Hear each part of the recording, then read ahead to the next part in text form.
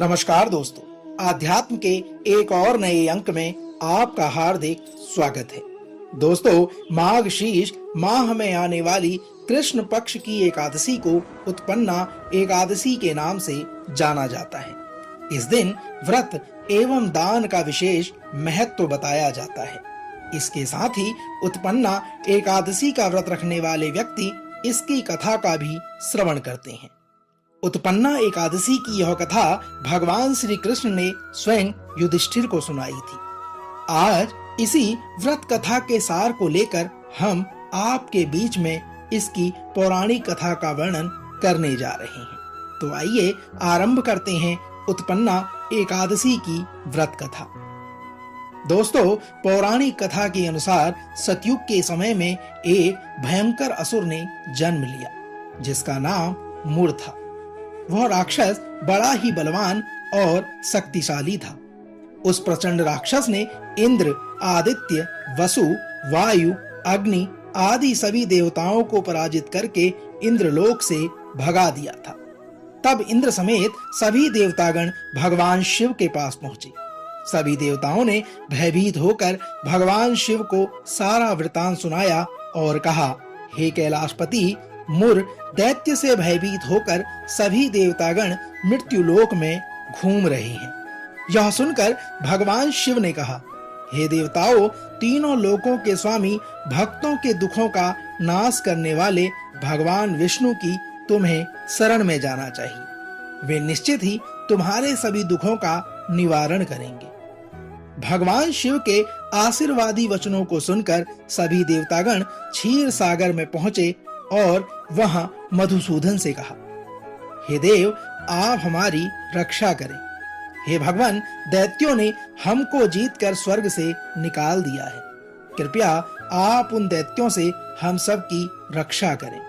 इंद्र के ऐसे वचनों को सुनकर भगवान श्री हरि विष्णु ने कहा, हे इंद्र, ऐसा मायावी दैत्य कौन है जिसने सब देवताओं को जीत लिया है?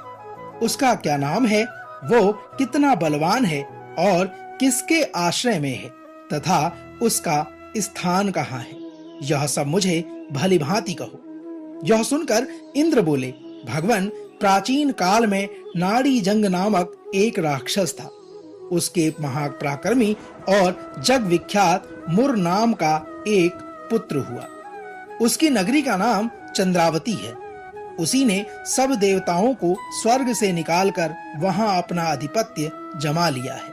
उसने इंद्र समेत अग्नि, वरुण, यम, वायु, ईश, चंद्रमा, नेतृत्व आदि सभी स्थानों पर अधिकार कर लिया है। वह स्वयं ही सूर्य बनकर प्रकाश करता है और स्वयं ही मेघ बनकर बैठ जाता है और वह सबसे अजेय है। हे असुर निकंदन, उस दुष्ट का संहार कर देवताओं को अजेय बनाइए। इंद्र के इस प्रकार के वचन को सुनकर भगवान श्री हरि विष्णु ने कहा, हे देवताओं, तुम चंद्रावती नगरी जाओ। मैं शीघ्र ही उस राक्षस का संहार करूंगा। इस प्रकार कहकर भगवान सहित सभी देवताओं ने चंद्रावती नगरी की ओर प्रस्थान किया। उस समय दैत्य मुर अपनी सेना के साथ युद्ध भूमि में गरज रहा था। जब स्वयं भगवान विष्णु रणभूमि में आए तो उस दैत्य ने उन पर भी अस्त्र शस्त्र आयुध लेकर प्रहार कर दिया।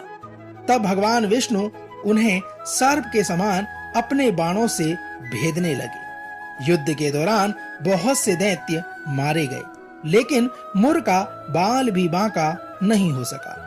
वह अविचल भाव से भगवान के साथ युद्ध करता रहा। साथियों, भगवान के तीक्ष्ण बाण भी उसके लिए पुष्प समान सिद्ध हो रहे थे। उसका शरीर छिन्न भिन्न तो हो गया, परंतु वह लगातार युद्ध करता रहा, जिसके बाद दोनों के बीच मल्ल युद्ध भी हुआ। यह युद्ध 10,000 वर्ष तक इसी प्रकार चलता रहा, लेकिन मुर नहीं हारा। तब थककर भगवान बद्रिकाश्रम की ओर चले गए। वहां हेमवती नाम की एक सुंदर गुफा थी।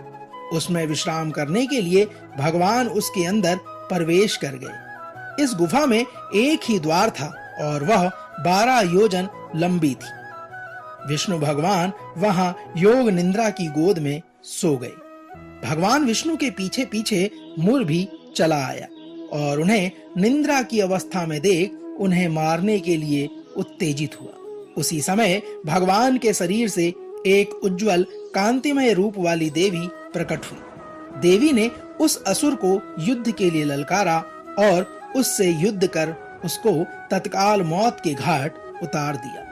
भगवान श्री हरि जब योग निंद्रा की गोद से उठे तो सब बातों को जानकर उस देवी से कहा, क्योंकि आपका जन्म एकादशी के दिन हुआ है, इसलिए आप उत्पन्ना एकादशी के नाम से पूजित होंगी और मेरे भक्तगण सभी आपका पूजन करेंगे। दोस्तों, तो यह तो थी भगवान श्री हरि विष्णु से जुड़ी उत्पन्ना एकादशी व्रत कथा का सार। हम आशा करते हैं कि आज का यह अंक आपको अवश्य पसंद आया होगा। कल एक और नए अंक के साथ फिर आपसे होगी मुलाकात। तब तक जय श्री हरि विष्णु।